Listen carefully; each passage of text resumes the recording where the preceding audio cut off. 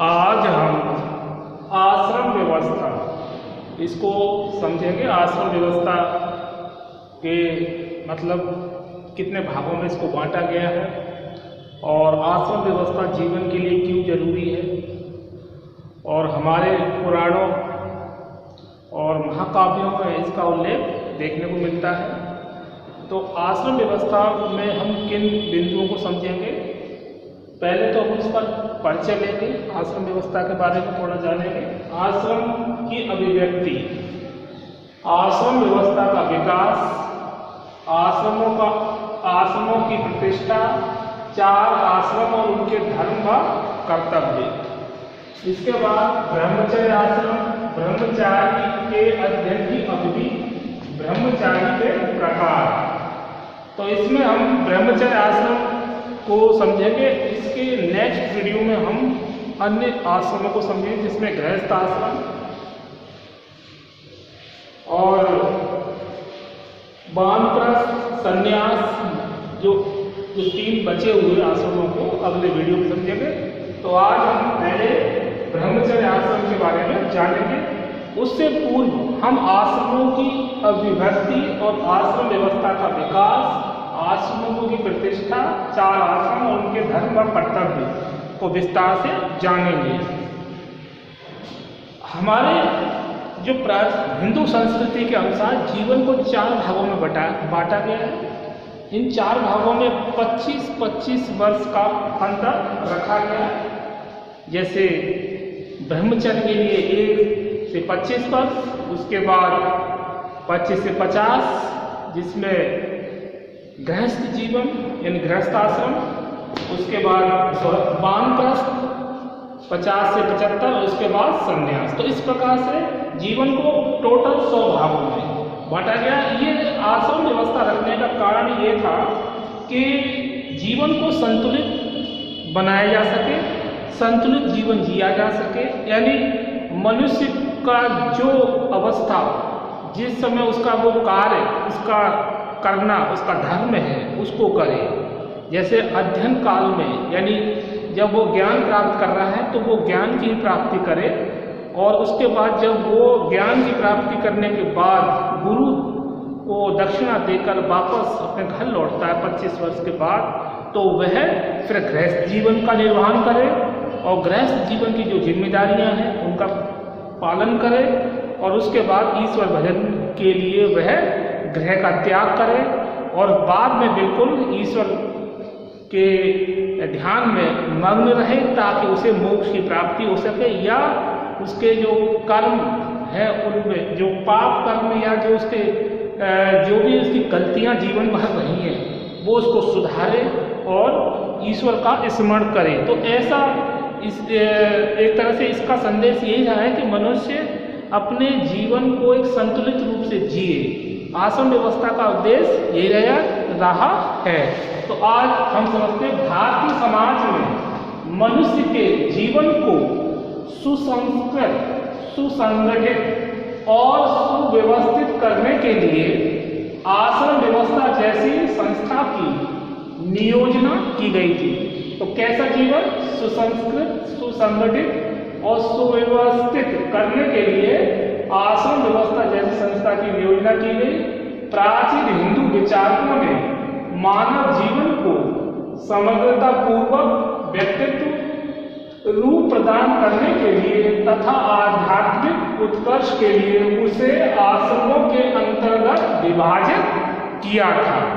ठीक है, मतलब आश्रमों के अंतर्गत विभाजित करने का कारण क्या था कि हिंदू विचारकों ने मानव जीवन को समग्रता पूर्वक व्यक्तित्व रूप प्रदान करने के लिए, आध्यात्मिक उत्कर्ष के लिए उसे आश्रमों के अंतर्गत विभाजित किया था।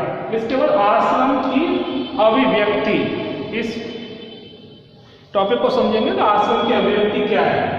आश्रम व्यवस्था के अंतर्गत मनुष्य अपने जीवन में श्रम पूर्वक विभिन्न आश्रमों के कार्य संपन्न करता है। मतलब जीवन में जो भी उसके उद्देश्य होते हैं उनको श्रम पूर्वक करता है, तथा प्रत्येक आश्रम के पश्चात आगामी आश्रम के लिए प्रवृत्त होता है। मतलब जैसे उसने ब्रह्मचर्य आश्रम का पालन कर लिया तो गृहस्थ जीवन का पालन करे, गृहस्थ के बाद वह वानप्रस्थ और वानप्रस्थ के बाद संन्यास। तो इस प्रकार से मनुष्य इस तरह से अपने जीवन को आगे बढ़ाता है। मनुष्य चारों स्तरों आश्रमों से होकर अपनी जीवन यात्रा पूर्ण करता है। और विधि विधान तो 4 आश्रम का रखा गया है, लेकिन मनुष्य जो इन आश्रम व्यवस्था का पालन नहीं करता है तो उसका जीवन कैसा हो जाता है?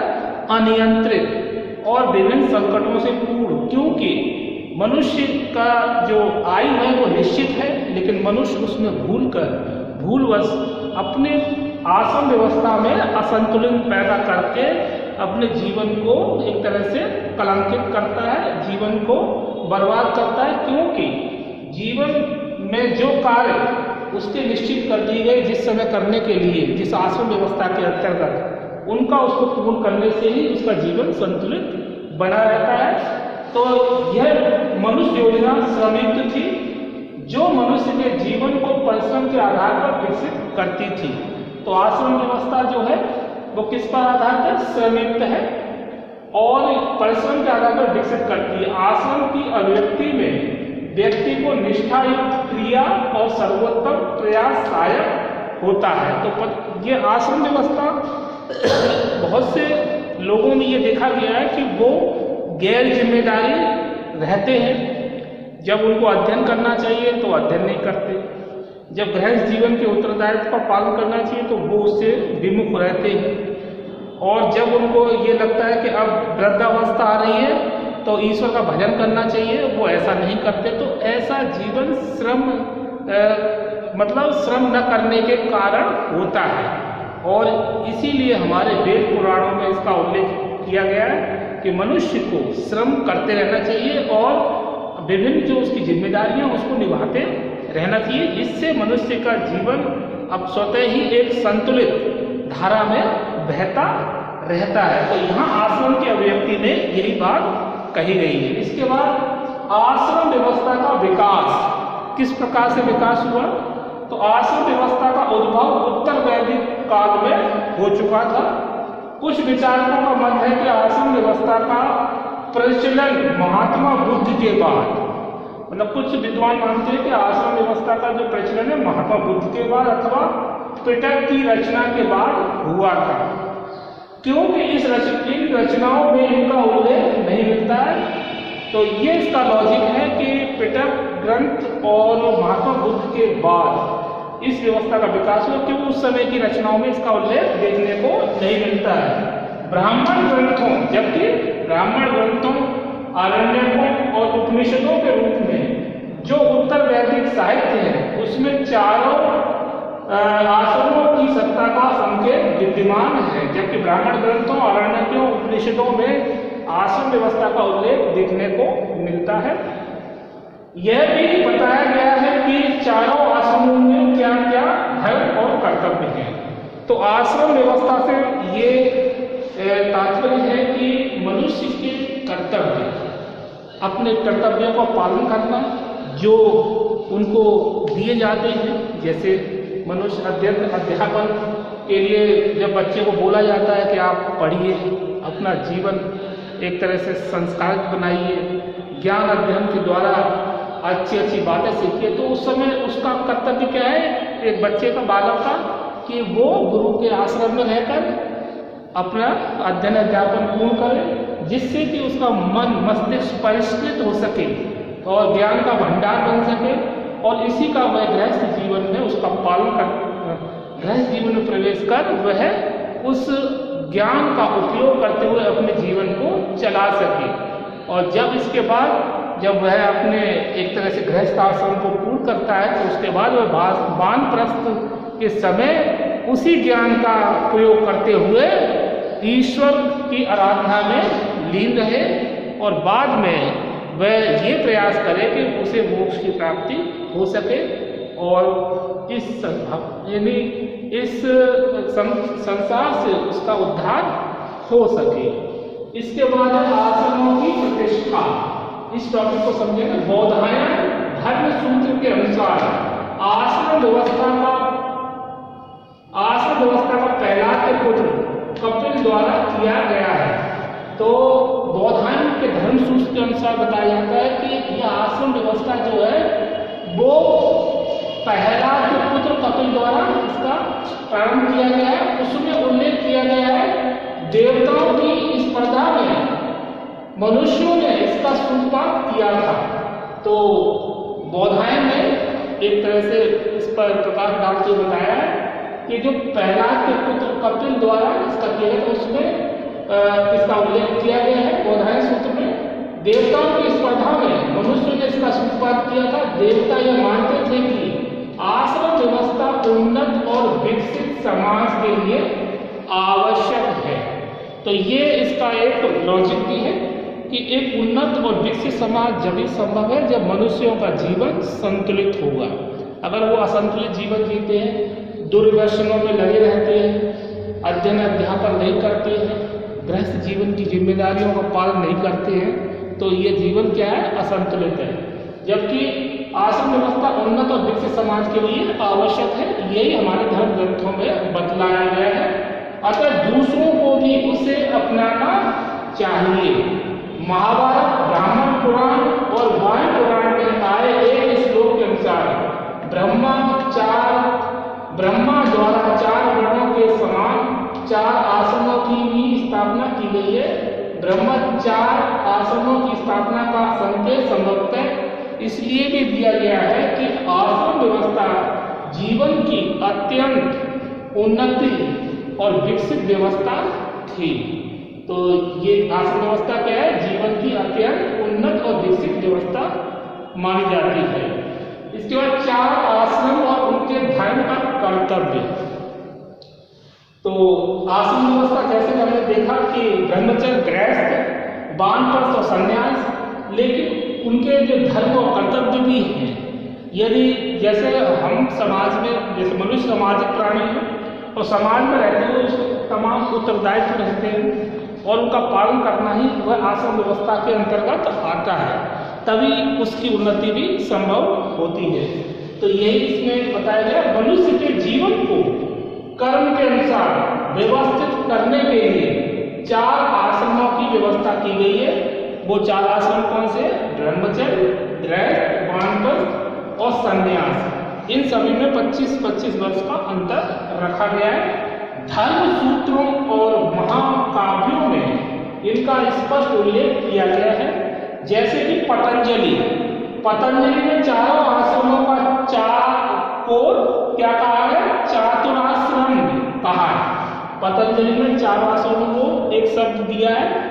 कौन सा शब्द है? चातुराश्रम कहा है। मनु ने भी 4 आश्रमों का उल्लेख किया है। और 11वीं सदी में एक मुस्लिम मुस्लिम विद्वान अल-बरूनी ने भी 4 आश्रमों की चर्चा अपने ग्रंथों में की है। उत्तर वैदिक युग से पूर्व मध्य युग तक 4 आश्रमों का अस्तित्व था तथा विभिन्न कालों और परिस्थितियों से प्रभावित होने के बावजूद वे उसी प्रकार से 4 ही बने रहे। और ऐसा प्रतीत होता है कि आश्रम व्यवस्था का आधार अत्यंत सुदृढ़ और सुनियोजित था। तभी हम देखते हैं कि आज भी जो एक आदर्श और चरित्रवान सुसंस्कृत मनुष्य आश्रम व्यवस्था का पालन करते हैं और उनको करना चाहिए। यही हमारे प्राचीन ग्रंथों का भी संदेश है, वेद, पुराण, उपनिषद, महाकाव्य आदि का। फिर है, अब हम आश्रम व्यवस्था में सबसे पहले समझेंगे ब्रह्मचर्य आश्रम। तो ब्रह्मचर्य शब्द 2 शब्दों से मिलकर बना है। ब्रह्मचर्य को हम समझेंगे। ब्रह्मचर्य आश्रम, ब्रह्मचर्य 2 शब्दों से मिलकर बना है, ब्रह्मा और चर्य से मिलकर बना है। ब्रह्म का अर्थ है वेद अथवा महा, चर्य का अर्थ है विचरण करना। ब्रह्म का अर्थ है वेद अथवा महा, चर्य का अर्थ है विचरण करना या अनुसरण करना। इन दोनों का सम्मिलित अर्थ है ब्रह्मा के मार्ग पर चलना। ब्रह्मचर्य का अर्थ है केवल इंद्रिय निग्रह ही नहीं है, बल्कि इसके साथ विद्या एवं वेदाध्ययन भी है। तो ये ब्रह्मचर्य का अर्थ हमने समझा। ब्रह्म और वेद का घनिष्ठ संबंध है। ब्रह्मचर्य का दूसरा अर्थ है वेद मार्ग पर चलना। मतलब दूसरा अर्थ भी, पहला अर्थ ये बताया हमने, दूसरा अर्थ ये है ब्रह्मचर्य का दूसरा अर्थ है वेद मार्ग पर चलना एवं ब्रह्म ज्ञान। उपनिषद युग में ब्रह्मा की श्रेष्ठतम प्रतिष्ठा थी। सदाचार का पालन करना ब्रह्मचारी की अनुपम साधना थी। तो हमने ब्रह्मचर्य का अर्थ समझा। ब्रह्म और चर्य ये दो शब्दों से मिलकर बना है। ब्रह्म का अर्थ है क्या? ब्रह्म का अर्थ है वेद अथवा महान, और चर्य का अर्थ है विचरण करना। इसके बाद ब्रह्मचारी के अध्ययन की अवधि। अब अवधि के बारे में अलग अलग मत है। वैसे तो सामान्य 25-25 वर्ष का अंतर देखने को मिलता है। 1 से 25, 25 से 50, 50 से 75 और 75 से 100। तो लेकिन कुछ यहाँ पर जो उपनिषद हैं, जैसे छंदोग्य उपनिषद और वो अलग, इसमें कुछ अपना, और तैत्रीय ब्राह्मण ग्रंथ, ये इनके अनुसार अलग वर्ष बताए गए हैं। ब्रह्मचारी आश्रम की अवधि प्राय 12 वर्ष की होती थी। तब तक उसकी आयु लगभग 25 वर्ष हो जाती थी। शिक्षा समाप्त करने के बाद वे गुरु की आज्ञा प्राप्त कर, मतलब जो अध्ययन अध्यापन में लीन है, वो अपनी जब शिक्षा समाप्त हो जाती है तो वो उसके बाद अपने गुरु की आज्ञा देकर घर की ओर प्रस्थान करता है। गुरु दक्षिणा यथास्थिति के अनुसार देकर गृहस्थ जीवन में प्रवेश करता था। छंदोग्य उपनिषद के अनुसार प्रजापति के निकट इंद्र ने 101 वर्षों तक रहकर ज्ञान प्राप्त किया था, और तैत्रीय ब्राह्मण के अनुसार भारद्वाज ने 75 वर्षों तक वेदों का अध्ययन करते रहे थे। और सामान्य इसकी जो अवधि है 25 वर्ष, यानी वो कितने वर्ष ज्ञान प्राप्त करता है? ब्रह्मचारी आश्रम की अवधि प्राय 12 वर्ष की होती थी। अब देखते हैं ब्रह्मचारी के प्रकार। अब ब्रह्मचारी कौन कौन से कितने प्रकार होते हैं? प्राचीन काल में गुरु आश्रम में रहकर शिक्षा ग्रहण करने वाले कई प्रकार के ब्रह्मचारी होते थे, जिनको उत्तम, मध्यम, कनिष्ठ 3 श्रेणियों में बांटा जा सकता है।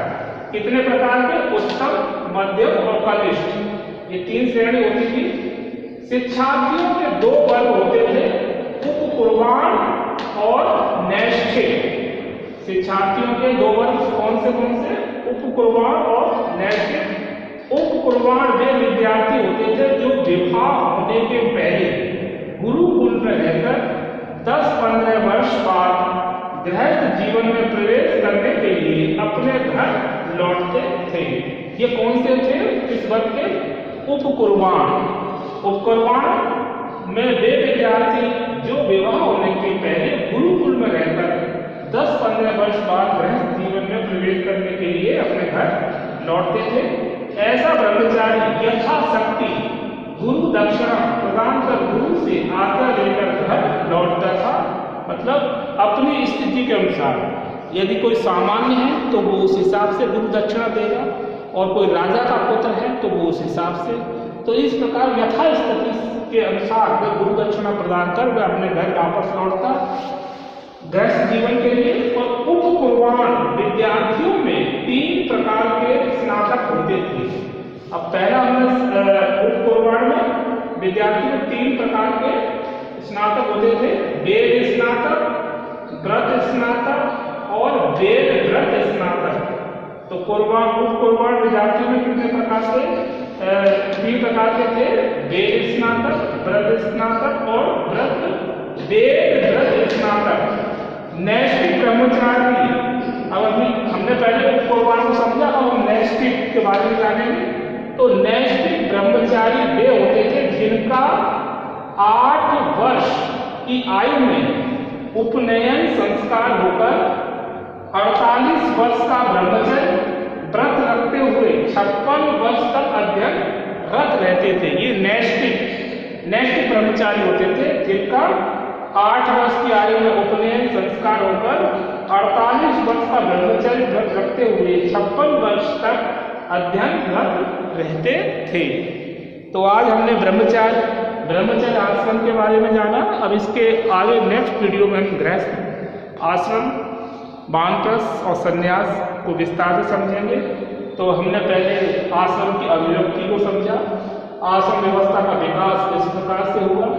कुछ विद्वान मानते हैं कि ये महात्मा बुद्ध और पिटक ग्रंथ से पहले इसका विकास नहीं हुआ था, लेकिन ब्राह्मण ग्रंथ इसको मानते हैं कि इसमें उत्तर वैदिक साहित्य में इसका उल्लेख देखने को मिलता है। आश्रमों की प्रतिष्ठा क्यों जरूरी है? क्योंकि अगर मनुष्य आश्रम व्यवस्था का पालन नहीं करता है तो वह संतुलित जीवन नहीं जीता है। वायु पुराण में आए इस श्लोक के अनुसार ब्रह्मा द्वारा 4 वर्ण के समान 4 आश्रमों की स्थापना का भी संकेत देखने को मिलता है। फिर 4 आश्रम में देखिए, ब्रह्मचर्य, गृहस्थ, वानप्रस्थ आश्रम। पतंजलि ने 4 आश्रमों का चातुश्रय कहा है। पतंजलि ने क्या कहा 4 आश्रमों को? चातुराश्रम में। मनु ने भी 4 आश्रमों का उल्लेख किया है और 11वीं सदी में अलवैरुणी ने भी इसका उल्लेख किया है। उत्तर वैदिक युग से पूर्व मध्य युग तक 4 आश्रमों का अस्तित्व था।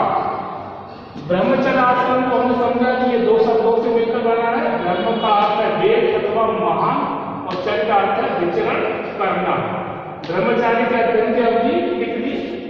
इसमें छंदोपनिषद के अनुसार प्रजापति के निकट इंद्र ने 101 वर्ष तक रहकर ज्ञान प्राप्त किया था, जबकि तैतरीय ब्राह्मण के अनुसार भारद्वाज ने 75 वर्षों तक वेदों का अध्ययन किया था। और वैसे सामान्य जो है वो अवधि प्राय 12 वर्ष की होती है, तब तक जो शिक्षार्थी है उसकी आयु 25 वर्ष हो जाती है। ब्रह्मचारी के प्रकार हमने 2 प्रकार देखे इसमें, कौन कौन से? शिक्षा ग्रहण करने वाले कई प्रकार ब्रह्मचारी होते हैं, जिनका उत्तम, मध्यम, कनिष्ठ 3 श्रेणियों में बांटा गया। शिक्षार्थियों के 2 वर्ग थे, उपकुर्बान और नैष्ठिक उपकुर्बान। तो उपकुर्बान जो उपकुर्बान विद्यार्थी वे होते थे तो विवाह होने के पहले गुरुकुल में रहकर 10-15 वर्ष बाद गृह जीवन में प्रवेश करने के लिए अपने घर लौटते थे। ऐसा ब्रह्मचारी यथाशक्ति गुरु दक्षिणा प्रदान कर गुरु से आज्ञा लेकर घर लौटता था। उपकुर्बान विद्यार्थियों में 3 प्रकार के स्नातक होते थे, वेद स्नातक, व्रत स्नातक और वेद व्रत स्नातक। नैष्ठिक ब्रह्मचारी वे होते थे जिनका 8 वर्ष की आयु में उपनयन संस्कार होकर 48 वर्ष का ब्रह्मचर्य व्रत रखते हुए 56 वर्ष तक अध्ययन रहते थे। तो आज इस वीडियो में हमने आश्रम व्यवस्था को समझा और आश्रम व्यवस्था के अंतर्गत ब्रह्मचर्य आश्रम को जाना। नेक्स्ट वीडियो में हम गृहस्थ आश्रम और वानप्रस्थ और संन्यास को विस्तार से जानेंगे। आज इस वीडियो में इतना ही। ओके।